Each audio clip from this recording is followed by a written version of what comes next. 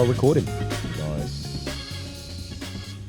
That was the most awkward bit, like making a start. At least we're doing the start again. I need him to do the music. Yeah. Do you have like a jingle for?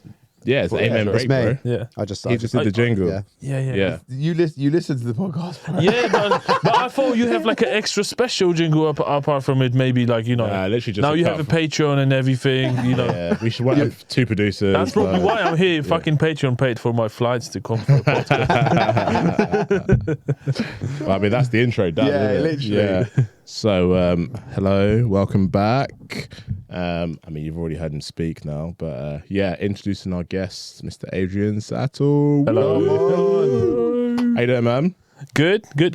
Boiling. Summer started. Summer About to get a started. summer in London. Excited. Yeah.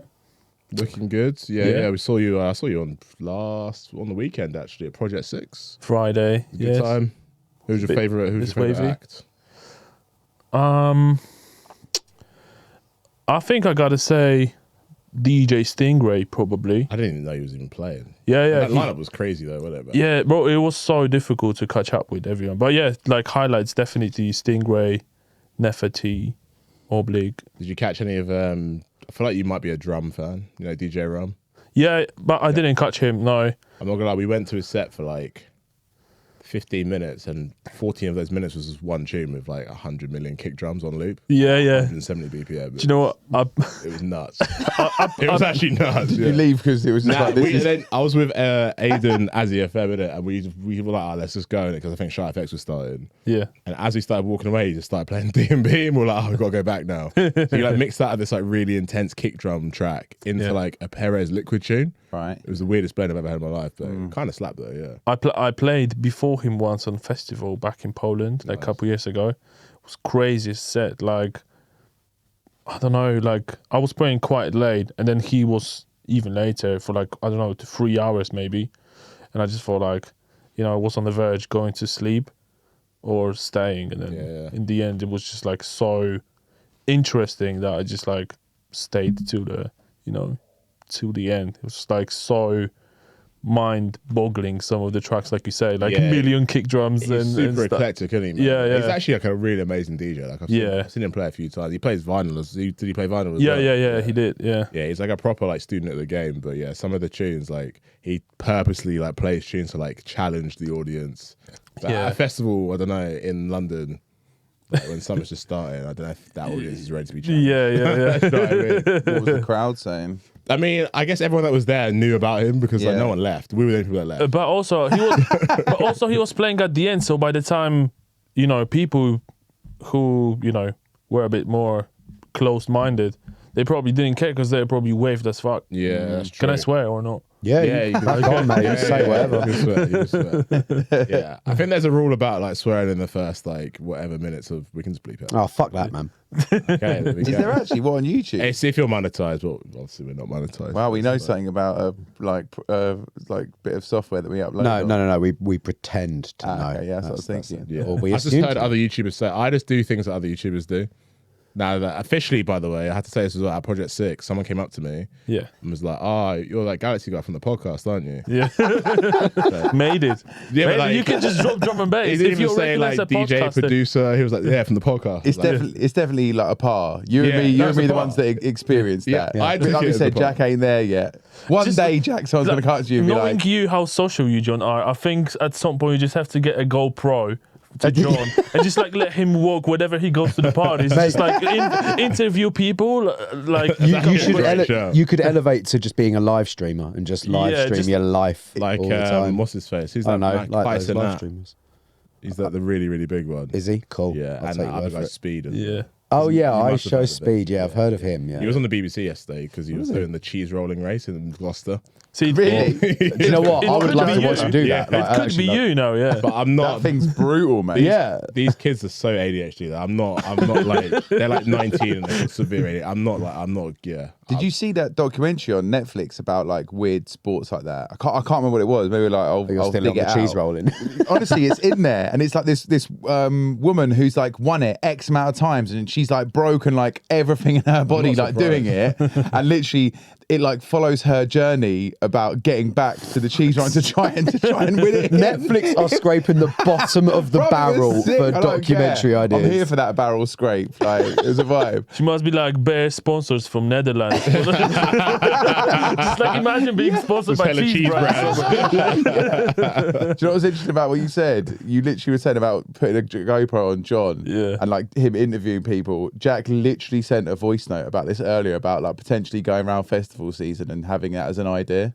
It's interesting that you not exactly like that. But, exactly and let's not like give the that, game but- away yet, Rich. We got come on, to mate, plan who these cares? ideas. We've got to Yeah, make sure we that we do. can execute Do we? them first. No, we we don't. do, we do. We ain't professional. This enough is to why care. we're Yeah, not grabbing no. properly, mate, because you keep giving away everything. Oh yeah, because that £10 tier that we've given away is really up and running and thriving right Drop now. the £10 here, God damn it. Someone did message us, to be fair, saying they'll pay it. I can't remember why they were asking about it, but they were like, oh yeah, you said something on the podcast and I'll genuinely pay £10 to hear about what you were saying. So I think we Someone should. literally said it to me the weekend. They were like, "Take my money." Yeah. I they're think like, Rich "Don't should care." just set up an OnlyFans, an Amen Brother OnlyFans, and it should just be you creating all of that content. I think if you Why want to is start it changing, OnlyFans, bro. you want to start charging the big bucks, man, then you take the helm with it. Just make a tier for Rich, like £100 tier or something, and he can get these people to get them interviewed in down here. oh yeah, that's actually a great show. That is a great, get people to come down here and ask you questions. You Yeah. want to be our producer? Like, No feel one like wants you've to got better ask me ideas than- questions, bro. Yeah, I'm down. Can you imagine how disappointed that Amen Brother fan would be like, oh yeah, you've got to go and ask Rich some questions. Yeah. Like, where's Jon and Jack? Fuck this. Yeah, it was just literally like someone coming in and interviewing you. I'm definitely here for it. I just don't think anyone else is.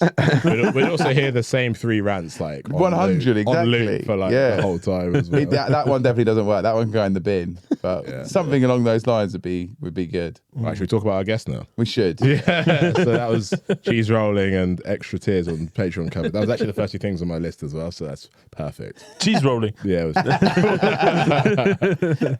Nah, but also it's good to have you down, man. Obviously, we've like known you for like ages now. I feel like Yeah. I was thinking on the way here, like there is definitely like a class of like 2015, I would say, of like producers that we all kind of came through at the same time. Yeah. I'm pretty sure like our first release was on an EP that you were on as well, like a VA of some sort. I'm sure, yeah. Yeah, and It's obviously you guys would have been around Yeah. basically the same time. Yeah, probably the same time, yeah. Yeah, so it is really. I was thinking like it is really nice to see like how everyone's kind of grown and kind of gone in different directions as well. Yeah. So I guess we were all kind of starting in roughly the same place, but like how where we've all ended up musically is kind of like pretty, not radically different, but like pretty Yeah. different to like where we all started. So Yeah. that's been really nice. But it feels like a long time ago. I don't actually know your origin story, and I would love to hear it, like how you got into music, how you Yeah. started producing. Yeah, so Well, I think it's not really anything complicated. It's just like I'm from really, really, really like countryside area in Poland. what's it like- called? Wschowa. I'm not going to try and repeat that. But yeah, okay. Definitely don't try and spell it. Yeah. So there's literally like where the place where I was living is like, I don't know, maybe 1,000 people living. So all around is just like fields and forests and stuff. So, you know, growing up, you either were just like doing drugs and getting wasted all the time, or just did something with yourself, you know? Yeah. And I just felt, you know, don't get me wrong, I definitely did get wasted as well, you know? But I just felt like, you know, there's no perspective in doing that, you know? So just like, I think when I was, I don't know, 15, 16, just like started producing. And, you know, it's like I never DJ'd before or anything. So I was always hooked on just the production, like all different kind of genres and stuff. And that's what I still prefer. Like I still prefer producing than DJing. That I just think being like introverted person, like it naturally, I feel comfortable just on my own in a studio, you know. But you know, How did you were saying that you're from a super small town? Obviously, the internet exists. I'm Yeah. aware of that. Yeah. Like what was the first like contact or like discovery of drum and bass at that point? Because I guess there wouldn't have been like many like DJs coming through where you were. no, to play, like, I right? mean, like I was never a punter. Like Yeah. the first time I went to a club was when I started to get booked. that's mad. Yeah, That's so mad. cool. Yeah. yeah. It's like I never had like club experience before that. Yeah. And maybe also because of that, like I definitely missed up on, certain things growing up, and as on the clubbing culture as well. But then I also think because of that, I didn't have any expectation when I started to DJ. So it just felt very natural going into, that sort of DJ mode, not knowing what to do or what's going to happen, and just like going and trying to do what someone invited you to do for. Yeah. Yeah. And what was your first booking? Where was your first show? I think that was in like South Poland, Wrocław. The first show I ever played was actually with Maliki. You know Maliki? Yeah, of course, yeah. So that was the first show I did, and then you guys used to make quite a lot of tunes together as well. Yeah. So after that, we linked up, and like we had a phase when we did like quite a few tunes for I don't know a year or two. There was a big tune you did with, was it Girl? There was a sample that was like a Party Next Door sample or something. Yeah, something what was like that tune called? It was a wicked tune to play it all the time.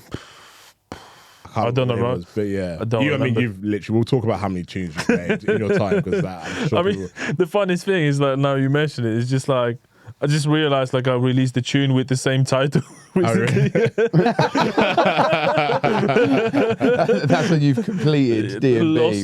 Lost it. You've used the entire alphabet to Yeah. name your tracks, and you're back to square one. Yeah. Yeah, I mean, we'll definitely come on to like how prolific you are as a producer, because it is actually mind-bending sometimes like how much music you write. But yes, obviously you got your first book in. Did you have the name Satl at this point, or was it just like Yeah. What is? I've also never asked you weirdly where that name came from.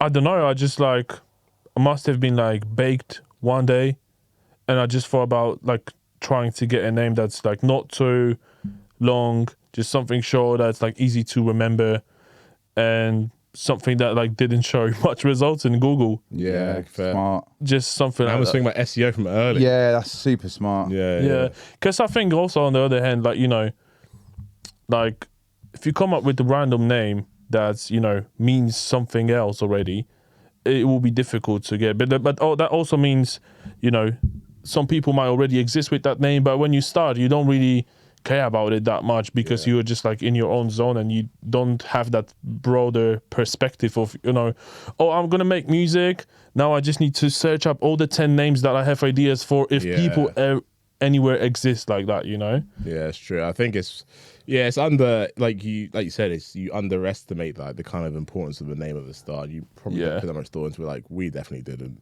Did you were something else before though, weren't you? I mean, I'd never released under another alias. No, but like you had a name when you were sort of like coming through. Middleman. That's it. Name.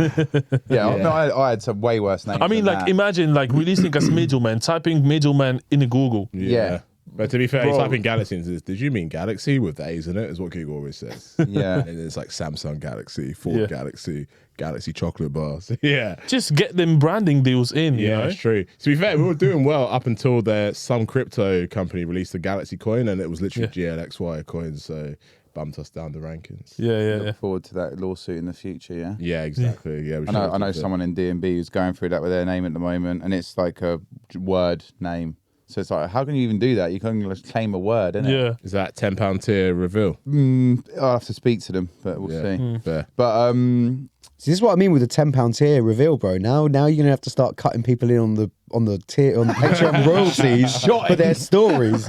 We're just gonna become a news outlet, like shotting our Patreon. Wasn't there a thing like a new drum and bass news or something a couple years ago? I remember someone doing it. Was it something that was doing that? It was during lockdown. That was Joe. Maybe, yeah. I just saw like literally like a kind of news vibe. I've never seen that before, but that was actually a great idea. You've seen her do her news thing during lockdown, I though? don't think so. No way. She is funny. I think though. I saw that. I can imagine her doing it. You're not joking me. Yeah, That's actually mad. I can imagine her doing it. You need to go back and look at that, because she was like basically like, obviously bored during lockdown and was like would like set it up. She like had like some paper. Really? Mate, it was absolutely jokes, bro.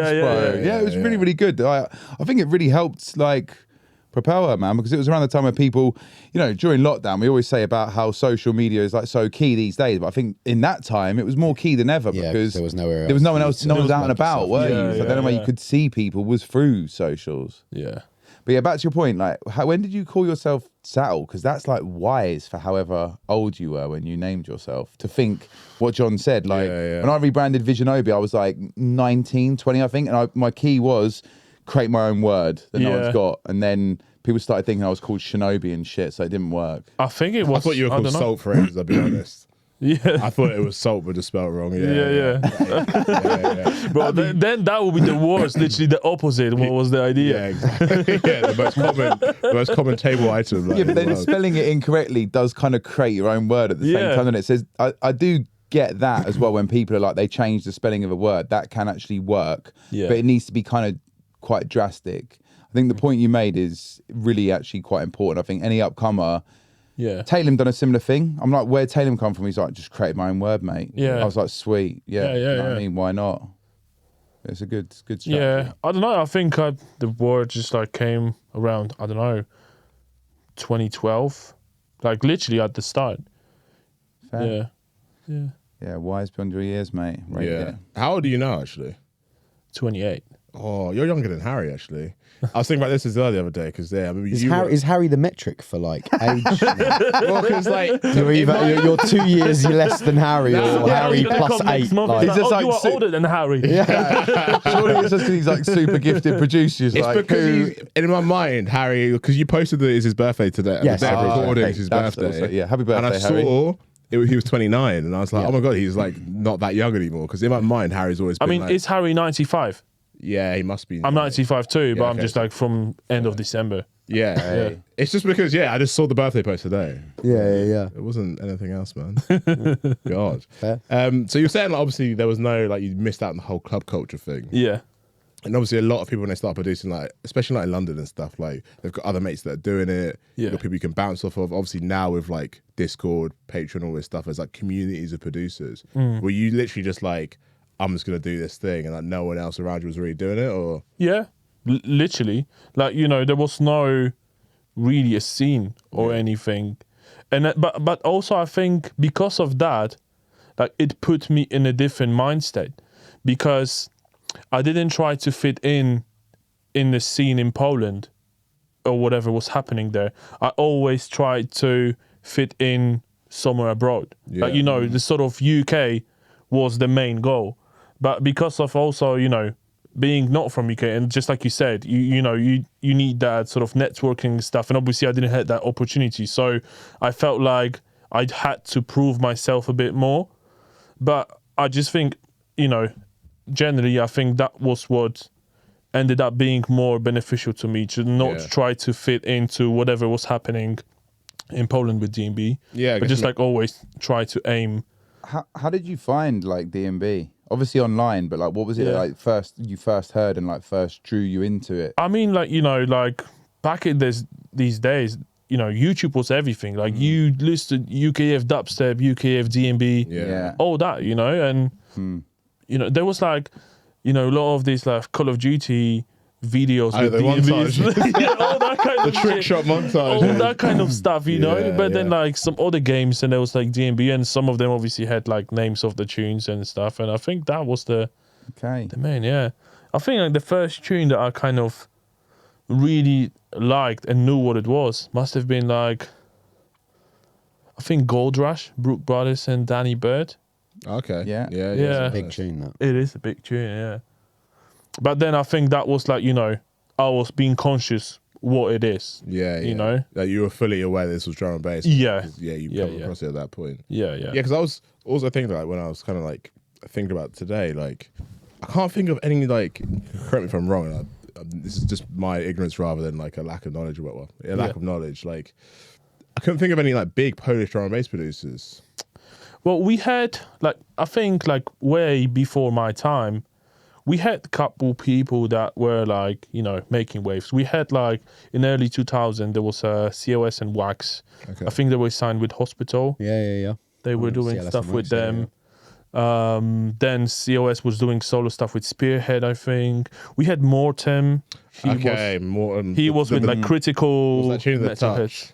Yeah. Saber Remix. Saber Remix. It's everything. Yeah. Tune. So it was him. Okay, nice. There was Reza. he was like with doing loads of stuff with GLXY and Samurai. Nice. Like this very like techno-y stuff.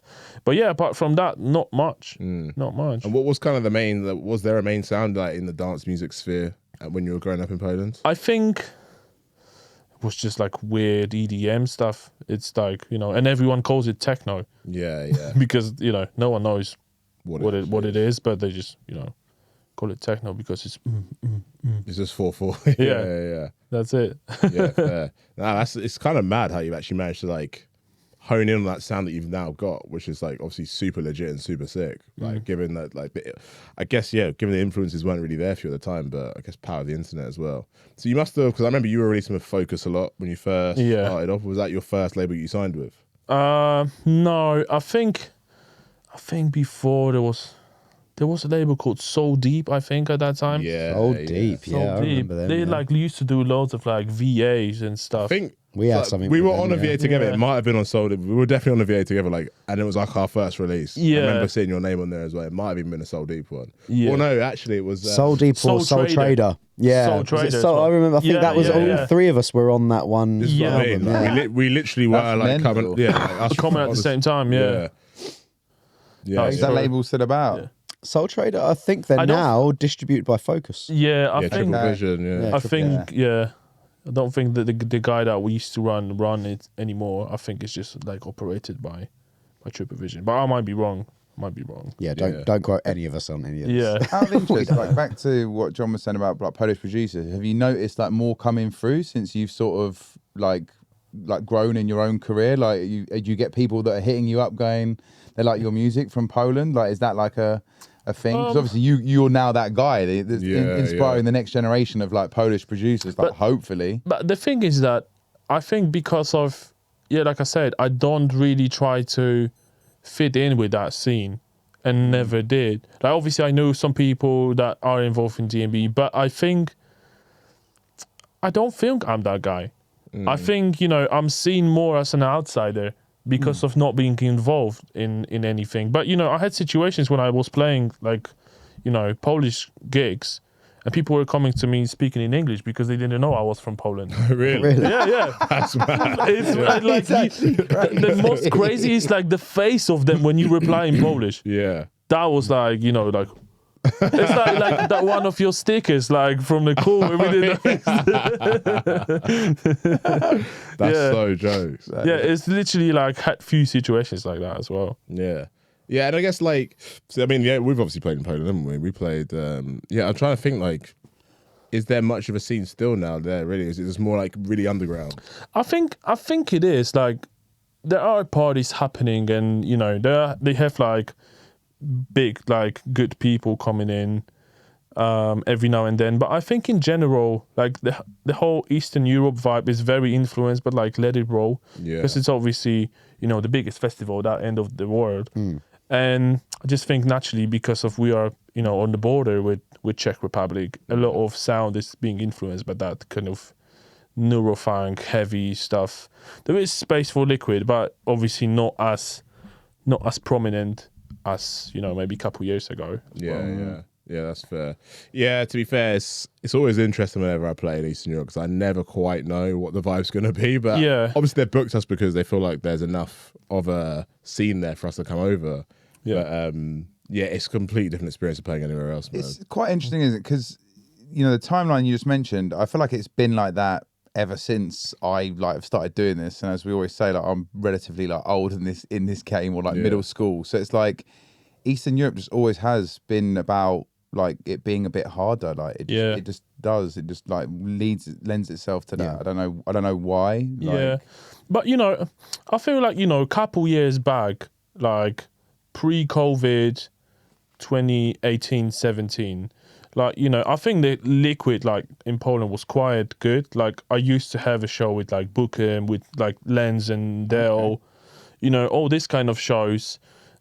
But I just think for some reason, like now recently, but I think it's just a trend everywhere now that it's just the other kind of sound is more I dominant. think wherever you go on the continent, whatever their sort of heavier choice, like style of choice is it is leaning towards the heavier stuff wherever you go, innit? Yeah, basically. So, I don't think it's necessarily just Poland. It's just a global trend. And obviously, drum and bass being what it is now, it is, influenced by the media and not necessarily, the actual scene. I think. I mean, Headaches and Fiesta are together. Yeah. So if you want to talk about how, how global it is now. Yeah, I mean, you just reminded me at the weekend. I was like, I was watching a warm up DJ play like a pretty heavy jump up set, like before 12, and I was looking at the crowd and it was like popping off, and then the headliner actually went on, who's like sick and like makes really like beautiful, credible, sick, like techie music.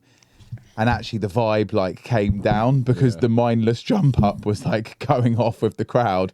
And then it was like, as it sort of got reset, it was quite interesting because it basically got reset by said DJ, like rightfully so, and then just built up through the night. And the vibe like it was like actually a bit of a journey one. It was really, really nice to see. Yeah. But it just made me laugh because it was like there's that old cliche of like, if you're a warm-up DJ, like don't be smashing it out. And these two that were going back to back were just like, nah, mate. Like, they're like, we play jump up, which fair enough. Yeah. And like, I'm just looking at a bunch of kids losing their shit, and then when the actual like artist comes on, it definitely went down a notch. And it's like, wow, man, this is the world we're currently living in. Speaking about this, I played I don't know, maybe 2016. I played a show in Switzerland. It was called like Liquid versus Jump Up. But the thing, I was the only Liquid DJ there. Satl versus the world. From the beginning, Satl versus from the beginning, it was Jump Up. Me was Jump Up, and after me, like literally Jump Up till the end of the night as well. So it's like, what? How did I get here? You were the smoking break, basically. You came on, everyone was just like, right, time to go outside. They should have at least booked you for like 3 sets throughout the night. So you're like taking on the DJ, then they go on after, and you're like, okay, fuck it, I'm gonna Liquid the shit out of this one, then Jump Up again. My favorite is like, I've had it quite a lot where like you said, like the warm-up DJ is playing like super hard, but then they see you come in and the last 10 minutes is like Liquid. That's one of my favorite. Nice. But it's actually really nice though, because that's what I'm saying. It's quite nice because they're like, actually maybe I should just chill it out a little bit because then now I'm going to play Liquid over. That's my favorite. There's a level of courtesy there that I respect. On Saturday, I played, Sunday, I played at the Warehouse Project, and I played after Disruptor and before Simula. laugh. I'll let you get your laughs out. But I thought, weirdly enough, I was like, I stepped up onto the decks and people didn't just flood out the room. And I was like, there are other rooms in this venue. So if they wanted to go elsewhere, they'd go elsewhere. Yeah. But actually, I think people really enjoyed having a bit of a breather. I'll say this. It's like actually being able to chill out for a little bit because it's just too wham from the get-go in every night you ever go to now. I think there is at some point, especially on the nights like this, they need the break. Because otherwise it's just like too crazy. Like you can't keep up all night, like screeching noises and stuff. It's interesting as well, actually, because at Project 6, I went to go see the DJ Seinfeld back-to-back boring set. Yeah. And actually, like I was with like Oscar, Rhea, Pete's like drum and bass orientated people. Yeah. Obviously, they all like house and stuff. No, I don't mind house. Like I don't love it. But like it was actually really fun. And I think the reason it's good is because actually the vibe's more consistent. Yeah. With house, there's not too many peaks. Like there's peaks, but like the peaks and the troughs are like closer together. Yeah. In drum and bass, it's so like drop orientated, where like you can see the crowd are literally visibly losing energy because it's like you go so, and obviously the tempo is higher and the music's harder or whatever. But with house, it's like you can kind of maintain the same level of vibe with a few more energetic tracks and like. But then that being said, I remember sets from 15, 20 years ago that had that. They had that consistent vibe and energy kind of throughout. Whereas now it's either nothing, build up, or just full fucking gas. It's just 110% all the time. I still look at these crowds though, like Headaches and like Tiesto clip that's been doing the rounds that I sent you the other day. Yeah. If you actually look at that crowd, like honestly, I remember raves back in the day that would duppy that crowd. But was that EDC Vegas? Obviously, but like even some other things you see, like it's just like the vibe, it just ain't what it is. Mostly because people ain't getting as mashed. Yeah. But like it's just not. That's what it is. I feel like maybe, mate. I feel like pills are less of a thing, man. To be fair. This is what Workforce said when he come on. He's like, mate, get the fucking drugs back in the club. It's interesting though, actually, I guess, as a good podcast, I'm going to tie it back to our guest. Of course. There is one night where there's one night that sticks in my mind that I've played in the last couple of years, and obviously you're on this night all the time, which is the North Quarter night, where the vibe is unbelievable for the whole night. Yeah. Like North Quarter at Phonox is one of the only shows left here where we played. The last time we played there, we played at 3:30 till 5 in the morning. Played a Liquid set and it was going off. It can go. Like you can play anything, anytime in there. It's so sick, isn't it? Yeah. And that's surely credit to a good promoter there, like North Quarter with a good lineup, good roster of artists, and a well planned and thought out sort of scheduling of those artists. Absolutely. Like there was a point where like Red Eyes with Lensway, for example, playing back to back for 2 hours or so, and they were just after 30 minutes they just like switched up to playing hip hop, 90s hip hop. Yeah. Like till end of the set. And like, people I think like were obviously not expecting it. And I think that's the beauty of these nights, that you can really like by the time of now, like we've been having them for like 5 years in there. I think it's just like a home crowd that whatever you drop at them, they will just go crazy, you know? This is the nice thing about like the North Quarter, like you said, it's just always been at Phonox, so people just know already I just have to be at that night because it's sick. And obviously, we speak about Phonox to death on this podcast of how much we love it. Yeah. Like, it's just the perfect club for that kind of night. Yeah. But I guess, tying back to the start of the North Quarter journey, because I guess this was really, looking at it from the outside in, it felt like when you joined North Quarter, that was when you just went, like, as a music maker, you just went, like, skyrocketed. Obviously, you had done loads of bits before with Integral as well. I can't forget about Integral because you've been with them for ages. Yeah. You made some wicked tunes on there. But yeah. Well, I guess, let's talk about Integral first, actually. How did the link up there happen? Because, obviously, you still release with them now as well. So. Yeah, so I think I met Glenn and Zola. Must have been, like, one of the Soul in Motions I played, like, early on. And obviously, it was that opportunity that I could come in here and actually meet people and, like, talk to them. So, always tried to, get, like, emails and stuff. And, I think that must have been like 2015 or something. And so, I got the email, like started sending some tunes. They penciled few, and then I think the first EP I've done with them, you were on it as well. I think, again, honestly, generally our parts have been detected so many times. From there. It was. I just remembered, it literally was. You were there. So, that's where it started. And I think, since then, I feel like that was the time with Integral as well that they were looking for someone new. Because, previously they had a couple people. Phil Tangent was on there. Phil Tangent was there. I think at that time also Command Strange was there. Yeah. But then they moved on to different labels, like Command Strange signed to V, some other people left somewhere else. And I felt like they maybe were looking for someone else. And because of, it was just kind of natural fit to me. Like, I love their music and what they were putting out. So it just felt like, okay, like, now we've put one project, how can I, grow on this, Because also that was the kind of label that, Focus was still not in UK. So it was still kind of different reach. But, having this Integral backing, it was like, okay, these guys are down here, and they can probably do also more for me, Yeah. So I think it just seemed like a natural sort of step forward out of the time. And since then, 2016 till now, now we just, obviously become friends over the time and stuff, and did various projects and everything. And it just, it's been great because they really pushed me to try and do whatever I wanted.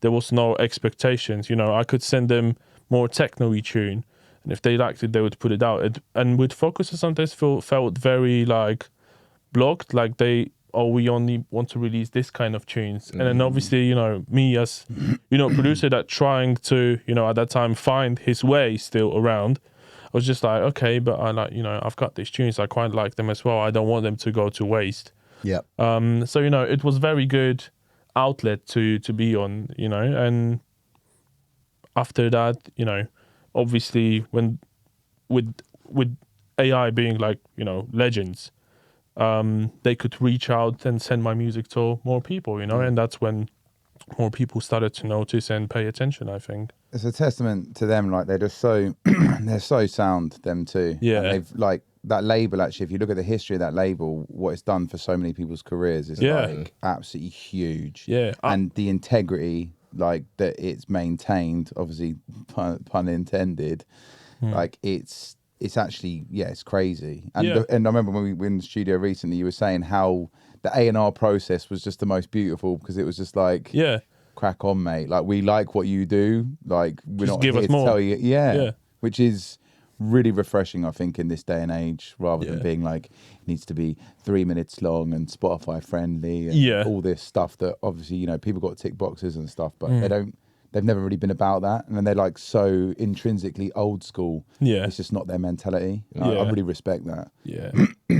Would you say your like ethos in terms of like your approach to making music has changed throughout this kind of journey as well? Because obviously at the start everyone's just making music for fun and for the love of it, and then when you start releasing, you're thinking a bit more strategically about like I think this sound is really the way I want to go down or whatever.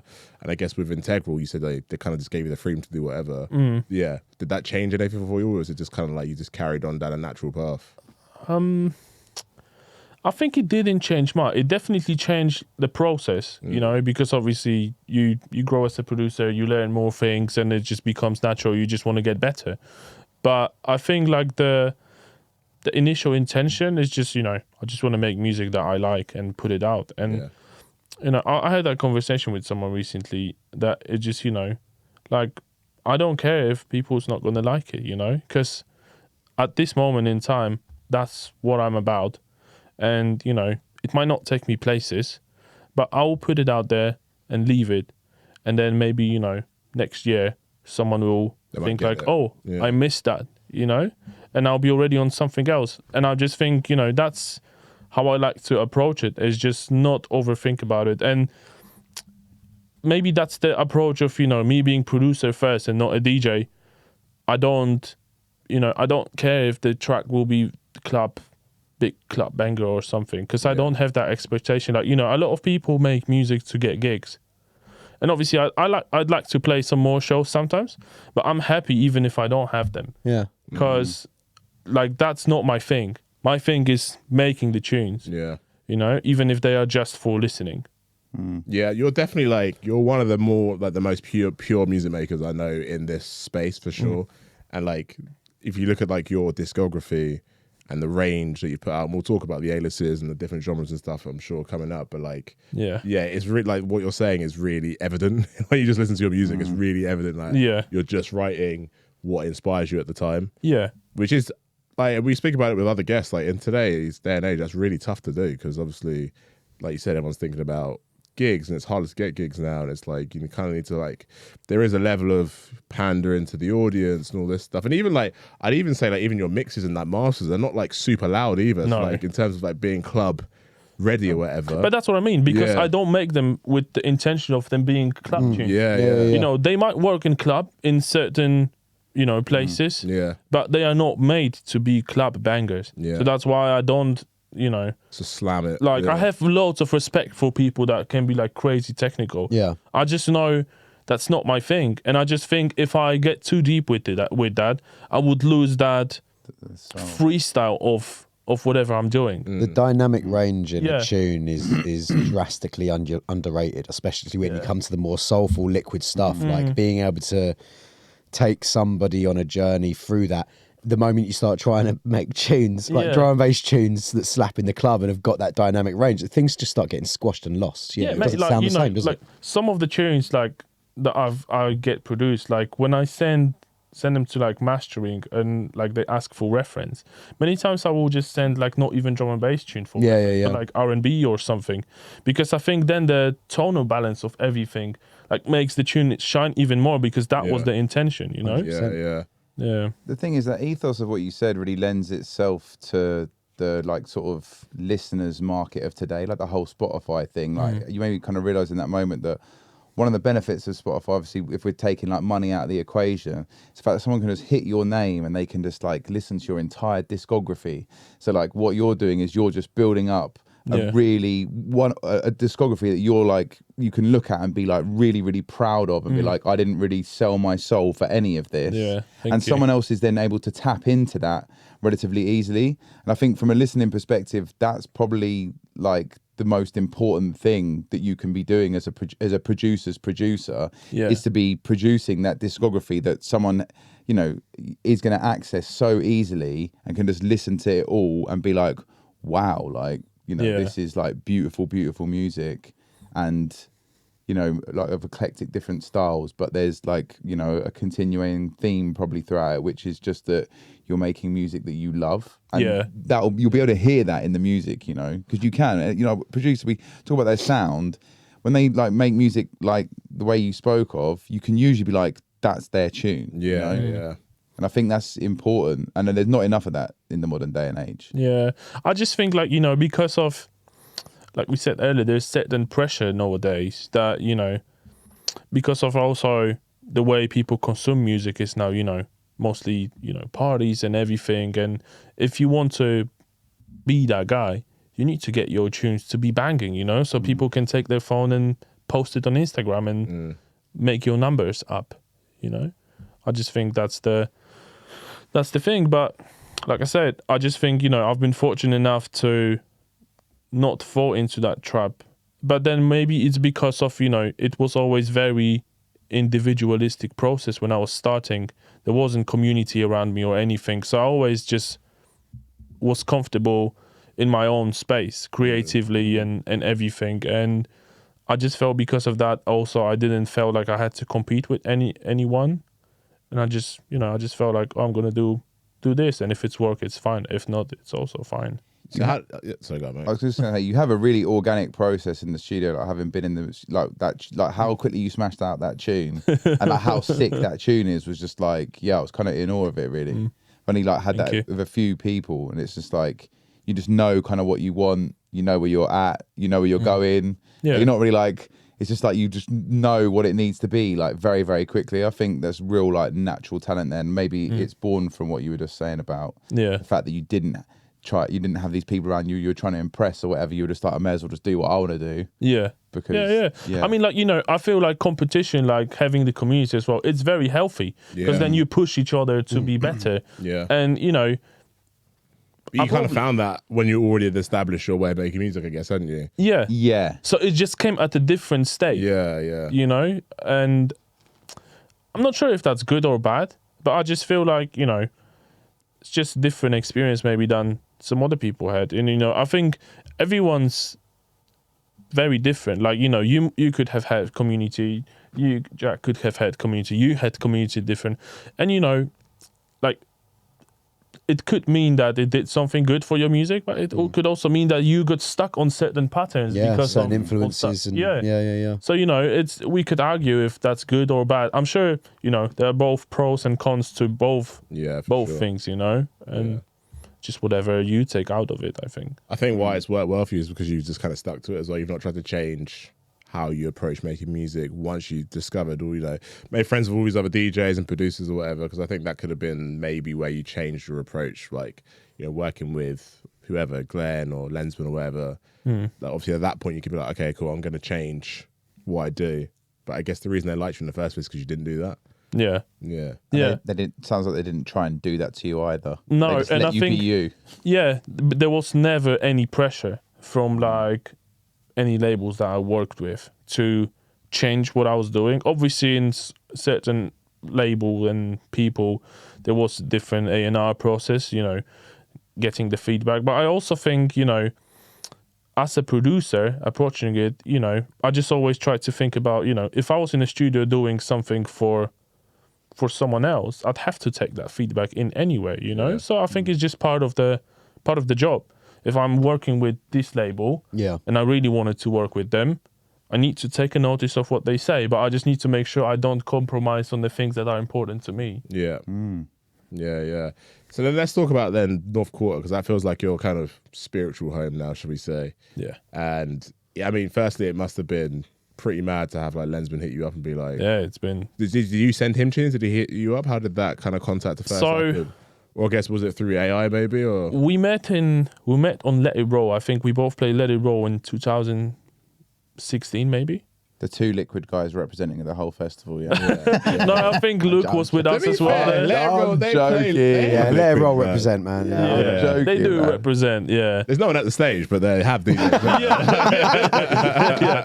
no, I think that year was really good. Like they had Fabio on like main stage and stuff. It was really like vibey year there. I think it was the only time I played there really.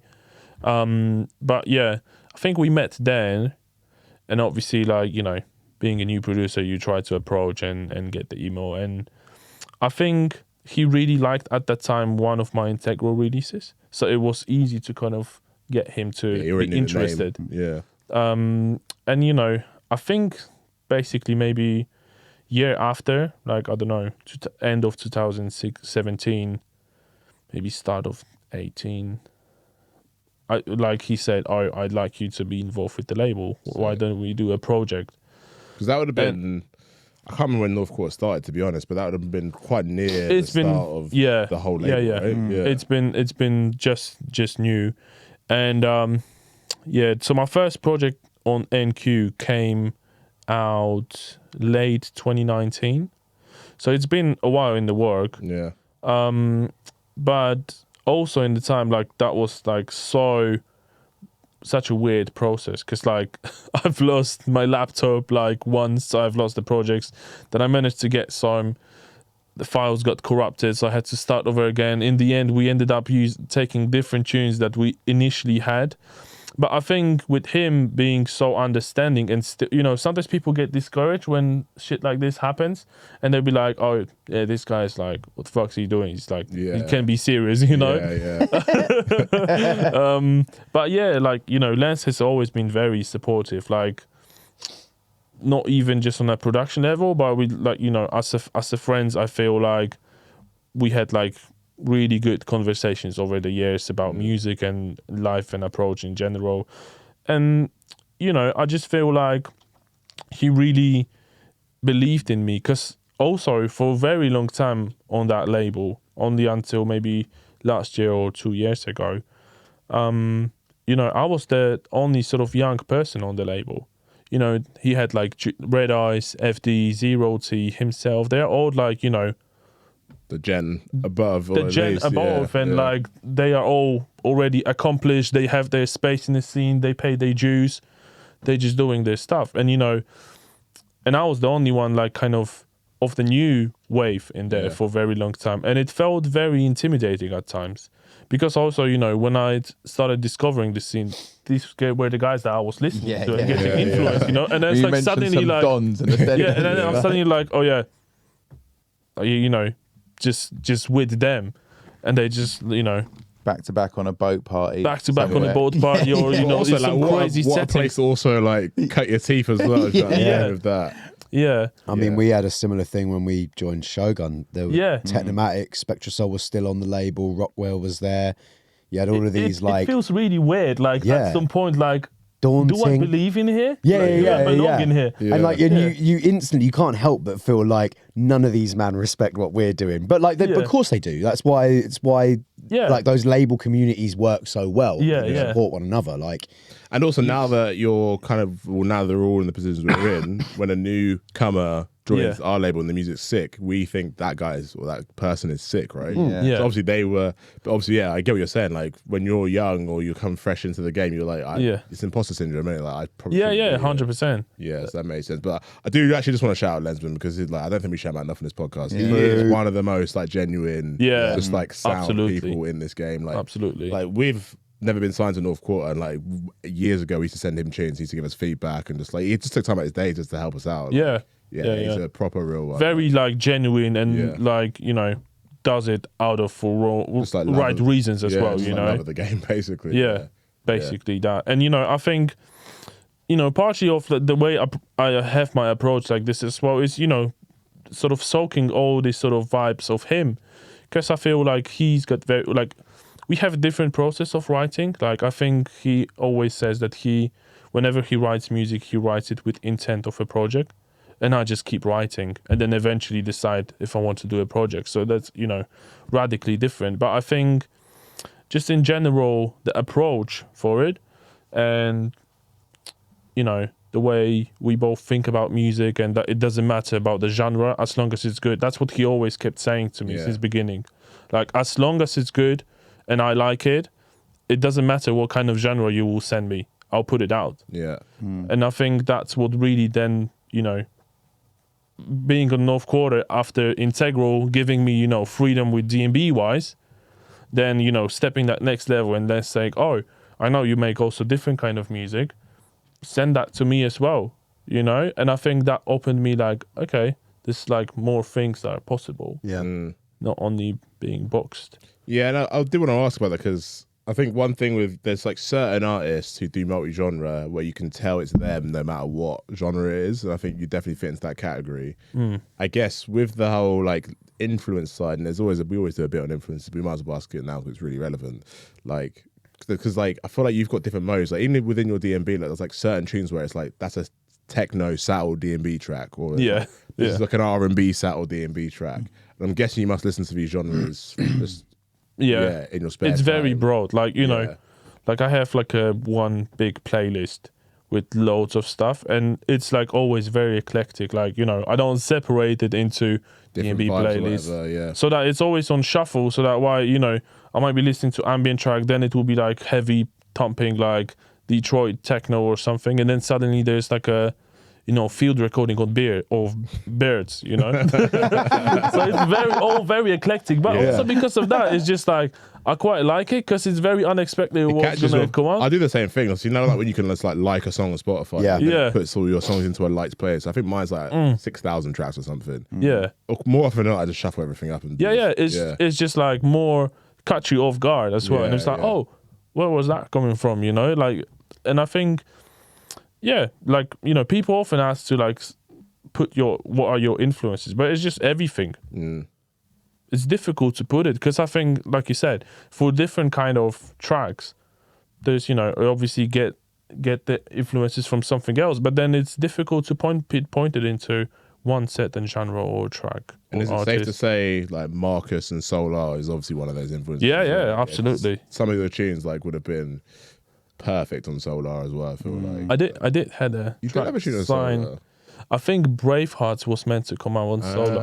Okay. I remember being told this. Yeah, it was supposed to come out on Solar, and then it never did, obviously because of Marcus passing. And then who did release it in the end? Sun and Bass. Sun and Bass. That was it. Yeah. But you know, it like that story, like that story happened to me twice, and then I was really in a really bad place with myself because I signed like. It was meant to be signed with Marcus. Marcus obviously passed away, rest in peace. And then I had stuff signed with Spirit. And then obviously he passed away. And I was like, fuck. Is this like something wrong with me sending people to music to people, you know? Yeah, that's mad. Is that like worrying about that energy? Yeah. And but also at that time, you know, I was in a kind of difficult place in my life. So I felt like I was maybe feeding too much into it. Yeah. Because everything else was bad as well. Yeah. So it was very gloom. Which is the name of the album LP. As well. Out later. Yeah. Let's talk about the album then as well, because that felt like a really nice culmination of everything you just said, basically, in terms of just like all the different vibes and genres.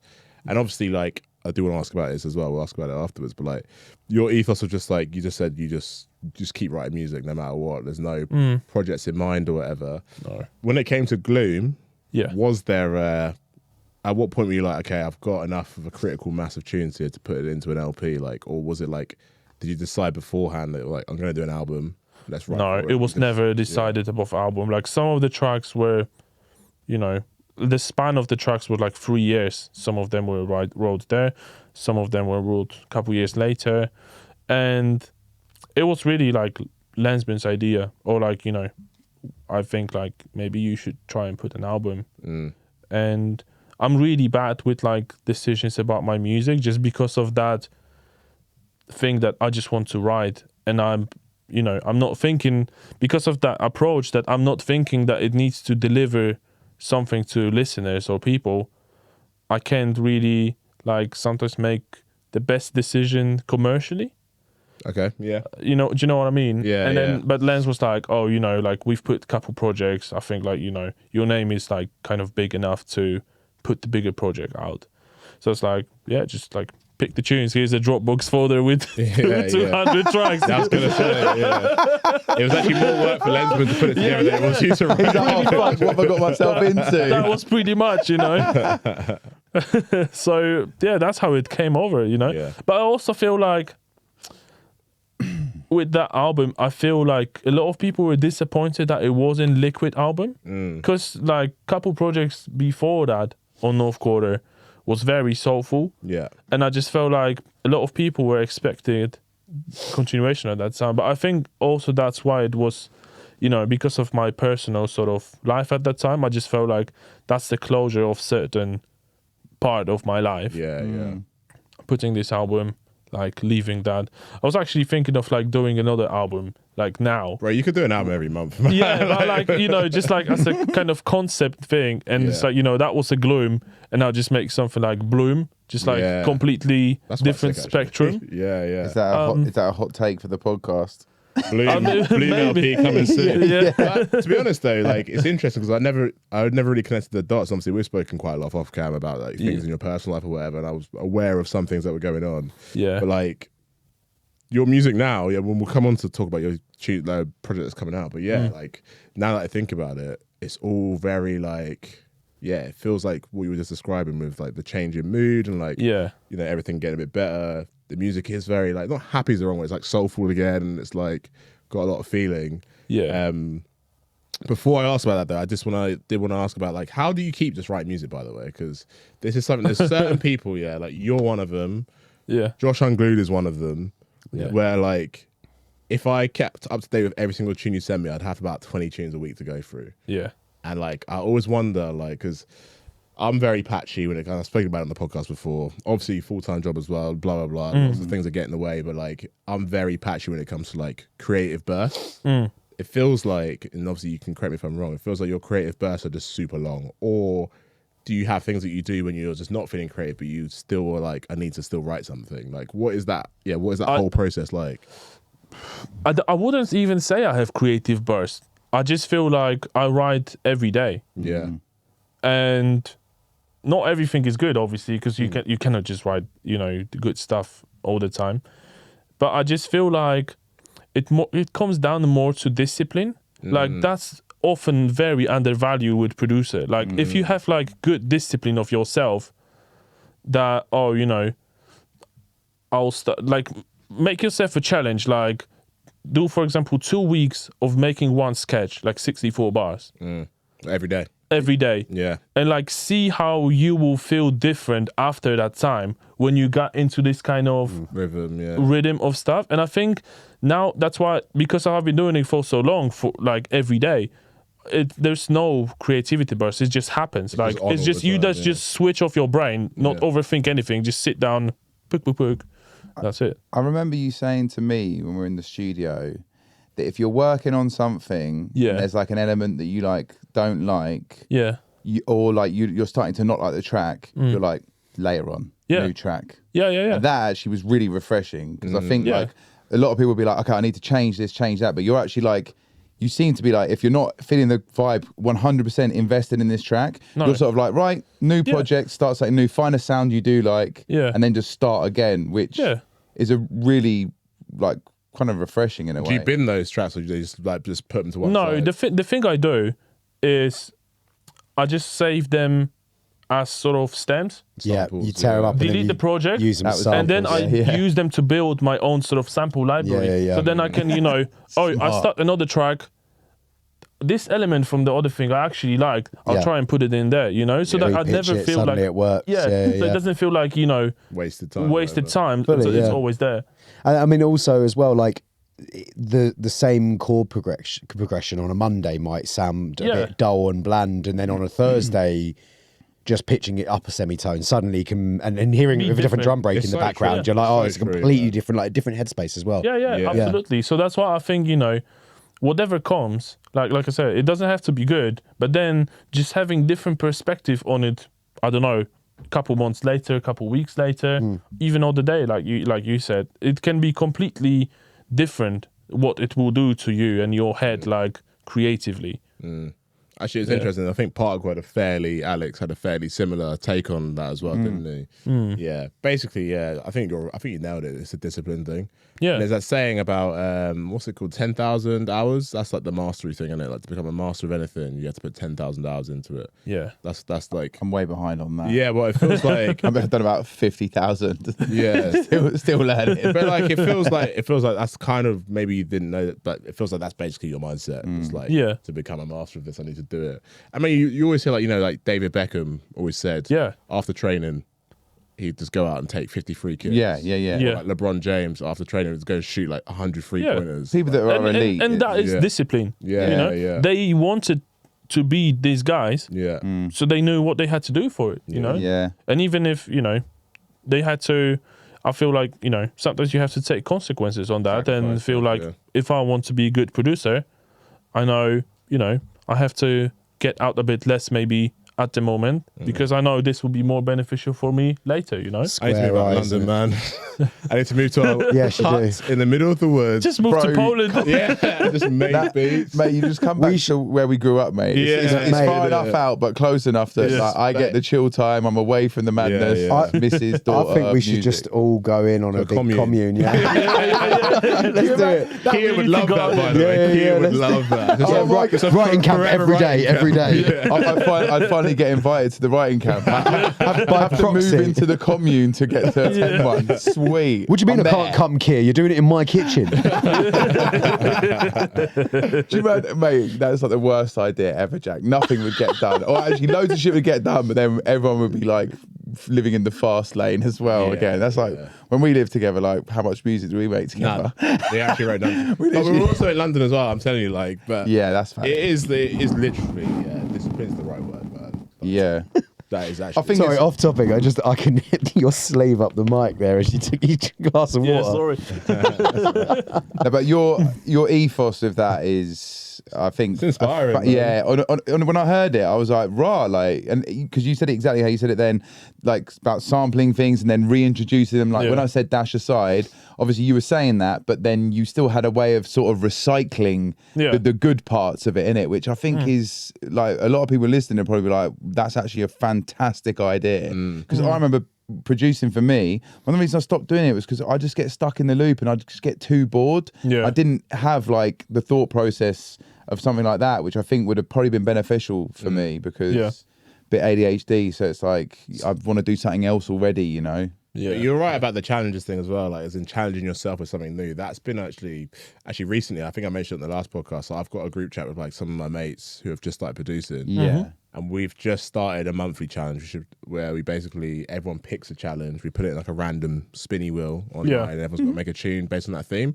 And we just did one. Kabir picked the theme and it was like make a tune sampling a tune from Africa before the 1990s. Super random. I was just like, you know what? We did the challenge. We set the challenge that day. And that day I was like, I'm just going to do it today. And actually just like within like 2 hours, I'd written like a banging hip hop tune. Like, actually, to be fair, I'll send you the instrumental because I think you'd like it. Okay. I think like this is like Stuff like that is actually such a good way just to keep things fresh. It takes you like out of comfort zone 100%. Like during lockdown there was loads of changes like this. There was like Kenny Beats and all that kind of stuff. Like he had some like super random samples that you had to do the challenges. Yeah. I had like second place on one of them. Really? Yeah. That's dope.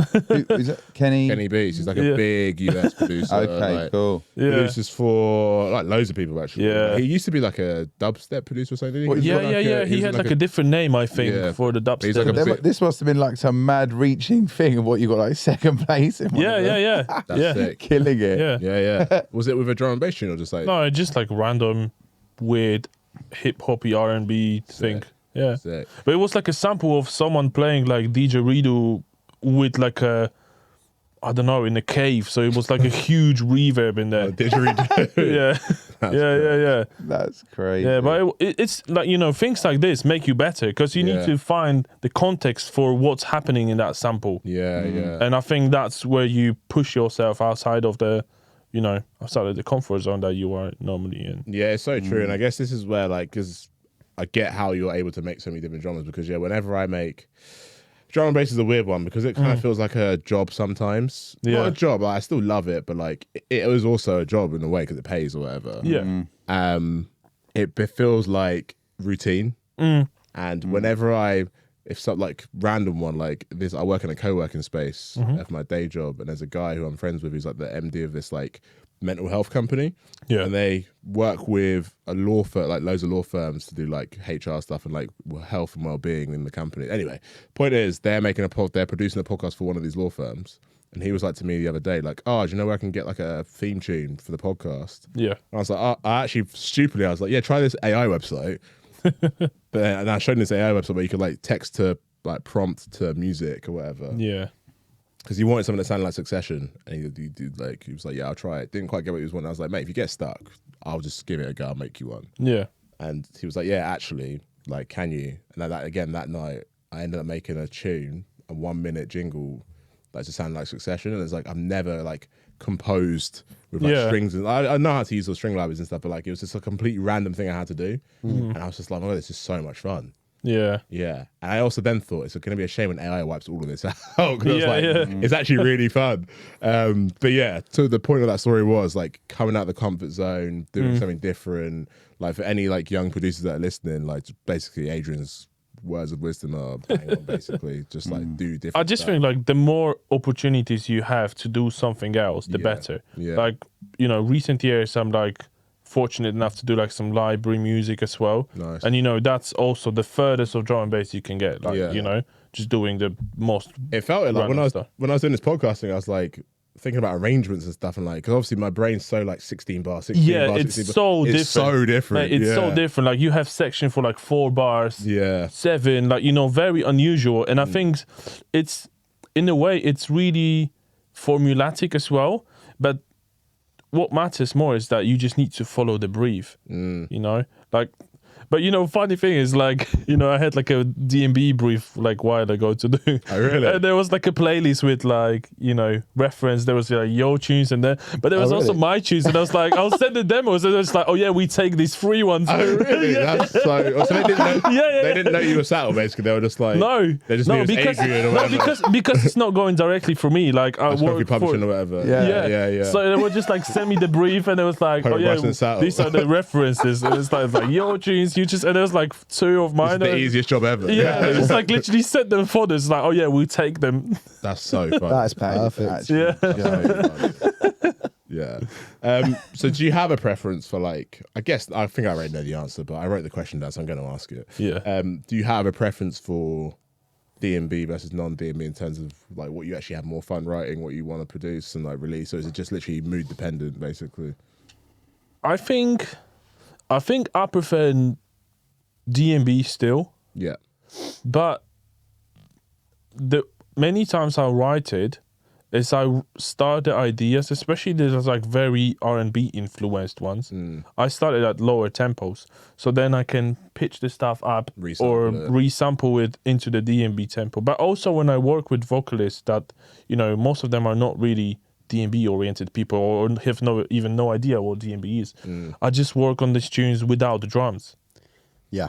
I've a different flow and a different swing. And you don't get constrained by that tempo or anything. I've thought about doing this so many times, like, because, we always say, like, it's really cool to get singers who have never worked on D&B. Yeah. To then, but like you said, because of the drums getting away, basically. Too much. For, like, Too fast. And I've always had to do, like, you could literally just write a tune without the drums, send it to them. Yeah. It's actually quite cool that you do that. Yeah, like, a lot of ideas started, like, especially, like, this stuff with, like, recently, like, I've been doing stuff with, you know, like Brandy and stuff. Let's talk about it. Let's talk about the release. So I don't know if you guys have heard it. He's done like you heard it? I haven't heard it, but he told me about it. He's done a 4-track EP, is it? 5-track EP. Yeah. All with the same singer. So it will be Hayes. more project, like not my project. Yeah. It's just our joint project. Which is quite nice because I think, you know, half of the track is obviously Brandy's work and with the vocals and songwriting. She's from LA, right? She's from LA, yeah. Super sick vocalist, like super sick. Like the perfect marriage of R&B and D&B. This project, it's really nice. You'd actually really like it. Oh,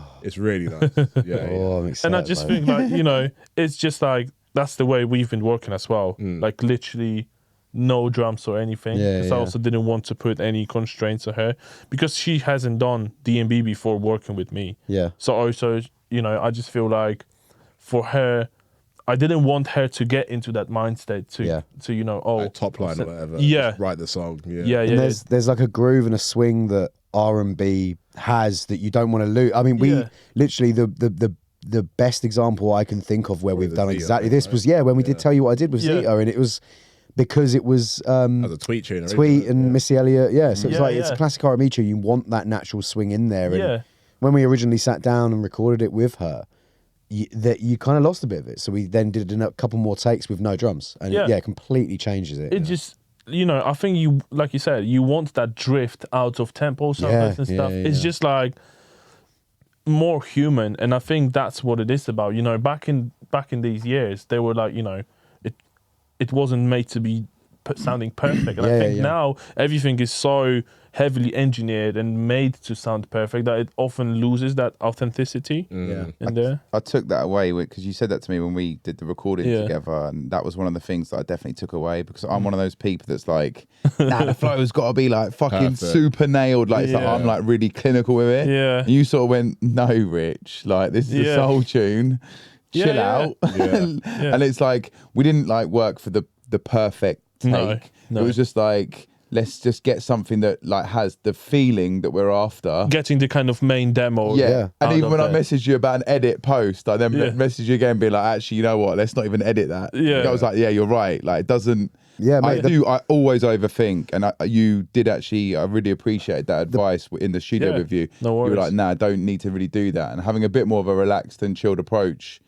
I think is super beneficial. The perfect take is the one that has like noticeable imperfections, in my opinion. I think it's what makes it human. It's what isn't AI. It's the thing that's going to keep all of us in a fucking job. I mean, hopefully. Like, you know, like you hear of like rappers and MCs, like when they record a tune, they don't even do one take. They just do like bar by bar or something. It's like, what's the point? Like you're trying to make it perfect, but in the effect, like you lose that groove that you would normally have, you know. And like I had like one project like that where it was literally like so many different vocal stems, but they were like, you know, 10 seconds, because every lines or something were, you know, different take to make sure the delivery was the same and everything. But I think that's where you lose that kind of, you know, laid back vibe. I agree with that, because personally I don't do that. Like even if it's a 64 bar, I'll be like listening at the end and be like, how's the breath work, and is the projection enough? And if it's a 64, maybe I might cut it in 2 tops, but that's like a lot of verse. But realistically, I'll probably still even just do it. I'll try and practice it to a point of doing it in one take, and then just try and nail it. I think that's probably why the combination, the tune you did on Shogun with Dusky, Dell and Verbs was a really great combo. banger. Talk about lazy flows. Ollie's flow is like so far behind the beat, and it sounds sick, I guess. And I just think it's also because the drums were super swung this as well. Is the thing. That's what I was thinking, like your style of like drum work and his flow was just like they're just so off, but it sounds like so perfect. That was a sick tune as well, man. Yeah, they smashed it all. Have you like done any hip hop as well, or no? Not really that much. Like I don't know, like I don't really like that much of like a boom bap hip hop and that kind of stuff. Like I do have my favorites and stuff, but I was never into it that much heavily.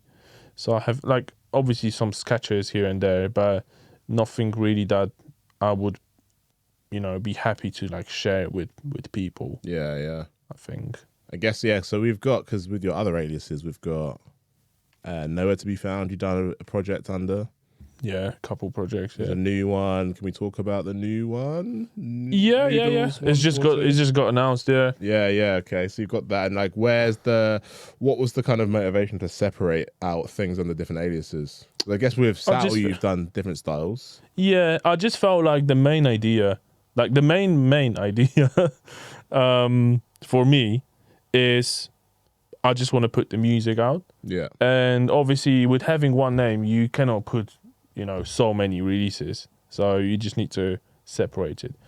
But then, second main idea is, I think, releasing different genres under your name without having enough connections in the other genres makes it kind of like that music is getting lost. Like, you know, dilutes it a little, can't it? Yeah. yeah, because you cannot reach to these people. And also I think like a lot of other genres and like scenes in there, they are very anti-drum and bass in a way. Yeah. So as soon as they will say, oh, this is, you know, sick, I don't know, garage track by drum and bass guy, they'll be like, no, Yeah. Yeah. he's drum and bass. Don't want him. Excommunicated. Infiltrating. Everyone's least favourite uncle, drum and bass. It's an interesting take though, because it's weird. I feel like there's two sides to that. I think there's a jealousy side slightly, because everyone knows that when a D&B producer decides to do another genre, they just smash it. They're going to find it way easier than D&B. I think like D&B is like so technically advanced in a way more than the other genres that you obviously have more knowledge and probably skill doing that. Making So then music, then when you come back They to also it. probably hear D&B producers have conversations like this and they're going, fuck you. Yeah. They're like, what a How bunch of dare you. egotistical twats. Yeah. Literally, you think you're better than us? They Get the fuck out of our they genre. get paid like 10 XR fees as well. We all sit there stroking our chins. but Going, like, We are just we have to have another job to be able to do guys this are thing private that I jet being like. like, cool. But we're better than all of you. we're just the poor chin strokers in the back. Literally. The more you stroke the chin, the poorer you probably are. Like, facts. It's actually facts. Yeah, True. That's so joke. So with Noodles 142 then, 'cause have you put anything out with that yet, or is that It's just... coming next month. Okay. But And I know you obviously sent the project. I've heard it. yeah, that one is like very kind of techno inspired, like kind of mixing techno, kind of broken beat in any way with like bass music as well. Just Actually, this kind of now that I think about it, it's quite nice because on the North Quarter you've obviously got Zero T, who's got Mr. What's his alias? Mr. He did Brock Rogers. That's Brock it, Rogers, Rogers. And then Red Eyes has got an alias as well, has he not? I'm not Or he sure. definitely produces like He hip-hop just and does stuff. loads of Yeah, it. Yeah, Yeah, it's actually quite cool how a lot of you guys are all doing like different projects under the different names and stuff as well. Yeah, can I gotta be ask, like, did Noodles 142 come from the whole like googling it and making sure that nobody? Yeah. I was gonna say, I was like, yeah, it's getting to a point now where on the internet you have to go with really vague names. Noodle 142 underscore at gmail.com. Noodles 140 was taken. Yeah. But also, I just love noodles. Also, it's like, Yeah, there's obviously got to be a link back. Yeah. But like still, that's sick. Don't let Marky Yeah. hear that you like noodles because he will just rinse you for it as well. yeah. He calls you pot noodle, doesn't he? He calls me pot noodle. I ate a pot noodle one time in front of that man, and now forever I am pot noodle. And he really just makes me feel like this big. That's so good. Yeah, my diet was. But yeah, like the other idea with Aliases is just like, you know, it doesn't need to be Satl for me to be worth releasing. And I think like, I don't want anything out of it. I'll just put it because I like it, even if no one likes it. Yeah. You know, and I just feel like it's just more for my peace of mind. Yeah. Yeah. Because like you say, with the amount of music in there, there's obviously more stuff that I'd like to put out. And I feel like also with, you know, like you all guys know about it, when, you know, when your name gets a bit bigger, there's certain pressure what to release next. Like it can be really sometimes, you know, stressful in a way. And like you say, sometimes drum and bass can feel like a job. Yeah. And I feel like even having different aliases and, you know, putting the stuff out in different like avenues of drum and bass, like, you know, I had like aliases that, you know, I've released on like Sofa Sound or something like that. And you know, Really? people, I didn't know that. people don't know because Yeah. then I don't be feel fair, like I need to tell about it. You've got some, I probably can't talk about it, but you've definitely just got more things going on than people realize that I think about it. One of those guys. Yeah. And also the one with, we'll come on to the fan questions, but yeah, someone did ask about the Lin 000? Yeah, with Fred. With Yeah. Fred as well, which you've got, which is like that real like techno-y, hard drum and bass. Yeah.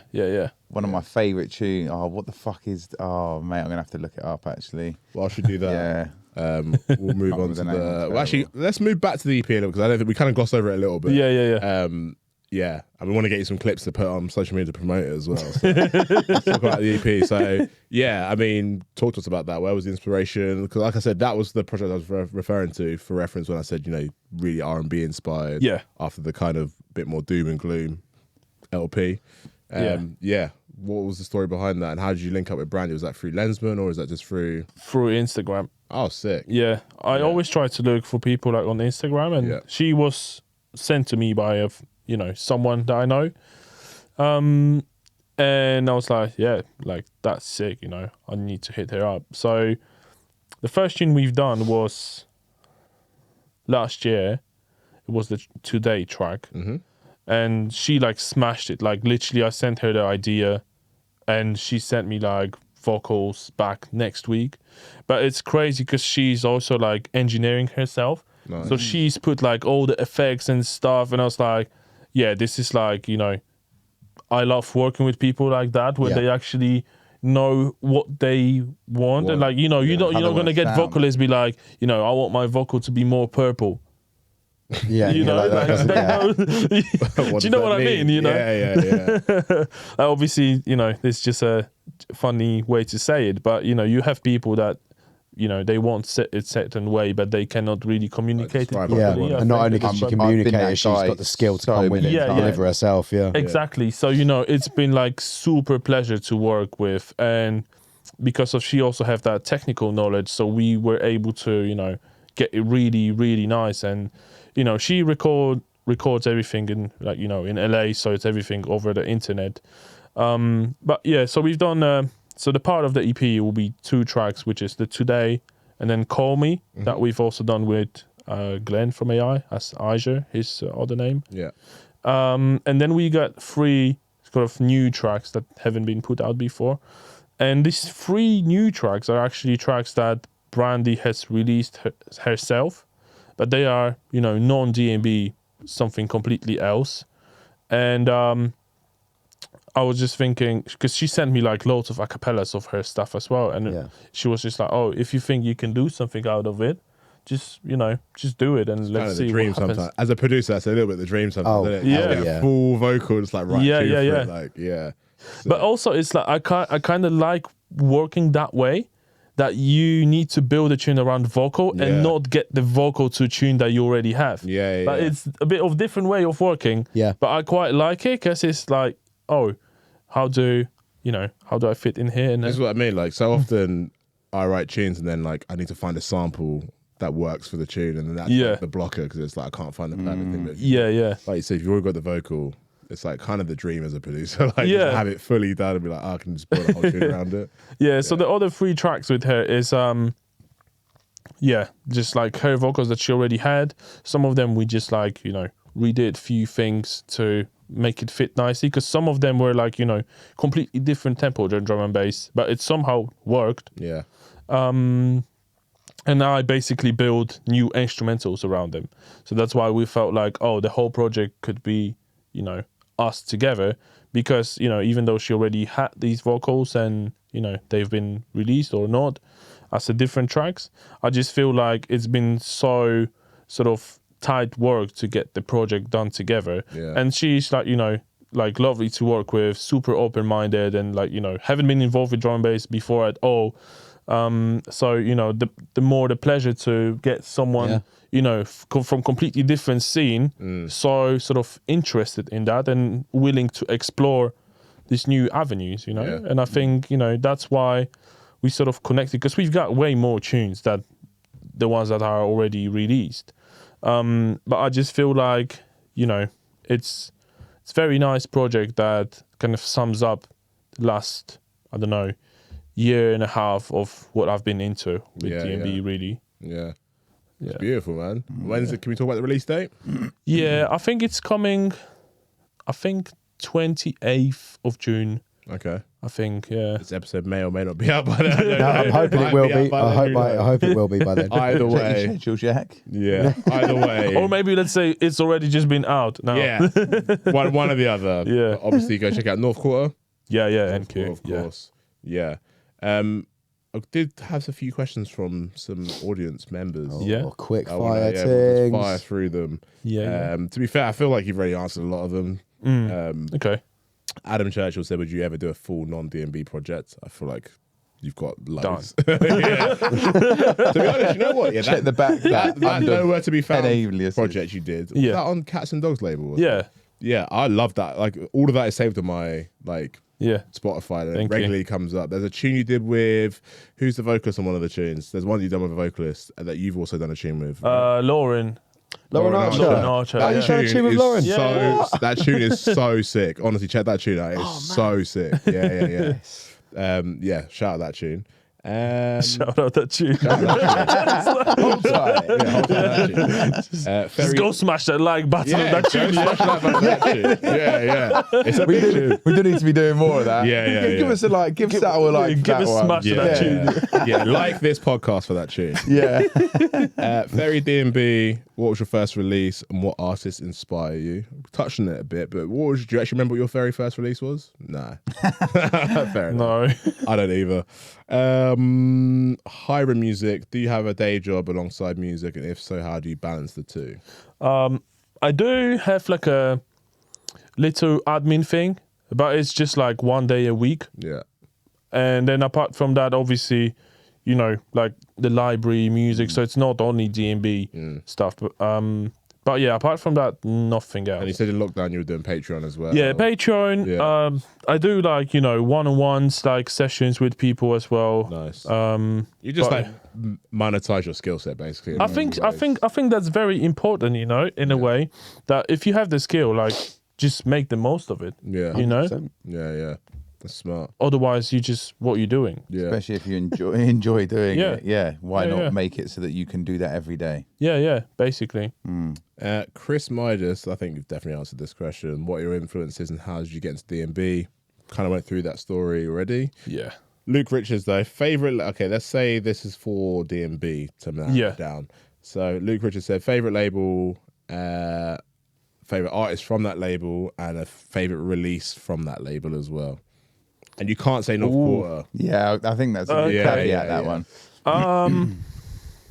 If you want to say Shogun, that's fine as well. Shogun Wow. Galaxy track. Yeah, there we go. Can't think of the name of one of our tunes. Rota just came out. Oh yeah, go check that out as well. Rota just came out. Give a shout to that tune, yeah? Yeah, shout out that tune as well. For a man that that tune. called me out for begging it last episode. Shout out Rota. Shout out Rota, yeah. Listen, we've finally written a club banger, so shout that one out. Yeah. I did play it the weekend, actually. There you go. Where? In a car? I had a DJ set, Just joking, mate. just joking. It wasn't too many people. We'll get that under wraps. Yeah. Fair. I don't know. I think I'd say probably.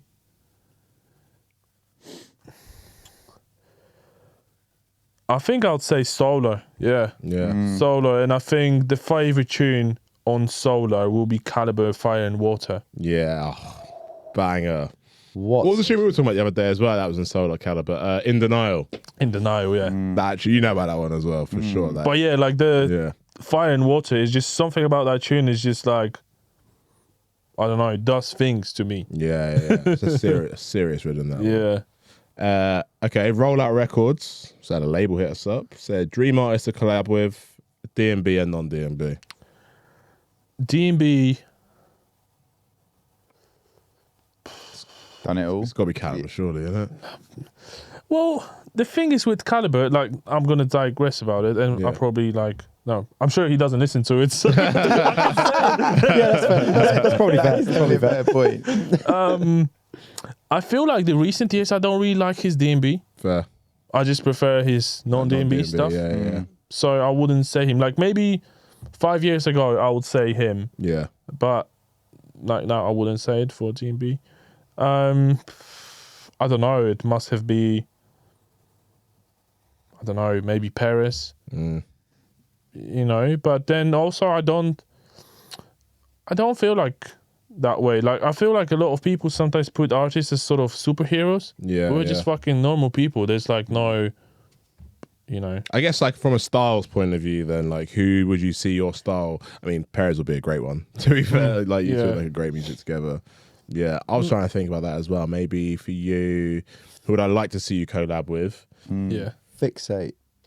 That could I'm be throwing cool. that one out there. That could be very I cool. think that'd be sick to you. I think you've both got very interesting takes on. Oh no, I think I know which one. Go on. D-Bridge, but I like D-Bridge on the vocals. Yeah. Yeah. Oh, you did that remix. Of I did a remix of it. Yeah. I remember because you played that at Southern Bass when he was there, didn't you? Yeah. That was I remember funny that. one. Yeah, I remember that really well. Yeah, so so he would be the one, but his vocals on the tune. I think that will be it. And what about non-D&B? Non-D&B, I think. That would be difficult. I think maybe someone like Flying Lotus. Yeah, sick. Someone like that, like very, or maybe Monte Booker as well. Yeah, that'd also be sick. Yeah. Two good choices. Ransom wants to know the latest Lin 00 status update. So I guess, is there more music Loading. coming? Loading.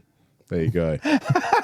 I think that it's a safe bet with you to be like, when's the next of this coming out? It's coming. Let's get some point. Yeah. 002 was the one that I was talking about. Yeah. Okay. Yeah, that's a fucking banger. But that's the thing, like, you know, the project might be already done. Yeah. Yeah. Or might not. Yeah, But it's just there. You've written the tune. Yeah. It just might come out. Yeah. Silas, this is the last one. He said, do you think lockdown influenced or changed your sound?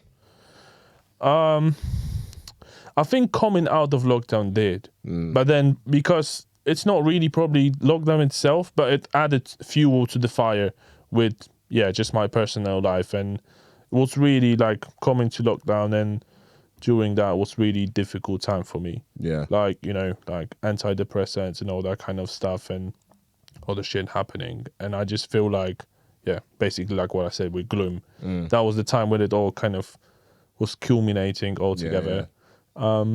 So it definitely made it more miserable. But after that it was. I think that for a lot of people, to be fair. Yeah. But after that, you know, it's just changed. Yeah. Circumstances changed. Yeah. Well, I mean, fair to say we're glad that things have definitely worked out for you, and the music's been amazing ever since. So. Thank you. Yeah, I mean, really thoroughly enjoyed that conversation. I actually feel pretty inspired, to be fair. Basically, I feel like I need to just step my shit up, just write more music. So thanks for that. No worries. Yeah. Discipline. No, literally. Just put the wallpaper like on your phone, like just the word discipline. Mate, we have consistency was the catchphrase. Consistency is our podcast phrase, which we've tried to take on. I think we have. We're probably not that much discipline though. Still. No, but look. We achieved through repetition. We achieved consistency, and now through repetition, we are going to achieve. What was it again? Discipline. Yeah. You already already got it on square one. Right, so consistency and discipline. Here we go. All right. I mean, like I said, we've applied to the podcast. I just applied to myself. But thank you so much for coming on, bro. No worries. Really enjoyed it. No worries. It's been and nice. I guess we'll shout out one more time the EP. What's the EP actually called? The one with Brandy. Yeah. LA Fling. LA Fling, 28th of June. 28th, I think, North Quarter. Probably this episode will be out before that, so keep an eye out for that. Yeah. Don't forget to like and subscribe on the podcast, as I remembered. Well done. Because we never do that. Comments. Give a shout out to Rotor. Give a shout out. Rotor out now on Shogun and all platforms. Check that one out. And big up everyone. Stole his shameless plug section. Yeah, of course, man. We can't plug ourselves. Do you know what I mean? We can't plug ourselves. His podcast in the end. If we're here for your Just shameless plug in plug every section, second question. it'd be a whole other podcast. Yeah, like, exactly. This is what I've got coming out in the next. Just wait until it happens that you have like a sort of sections where you change the, you know, conversation, and in the between you will have just like your current releases coming up. Just like Flash on the screen. it's like a screen rolling over, and it's like your actual tune playing at the moment. Or like a little like news bulletin at the bottom. Now everywhere. Oh, that's actually a sick idea. Not a bad idea. Next week's guest is going to be Goldie. Clickbait. It's actually us just plugging all of our tunes. There's no guest. Yeah, Johan, when you hear this, just put a ticker on the bottom for our releases. Right? Anyway, big up everyone. And we'll catch you soon. Peace. You're safe.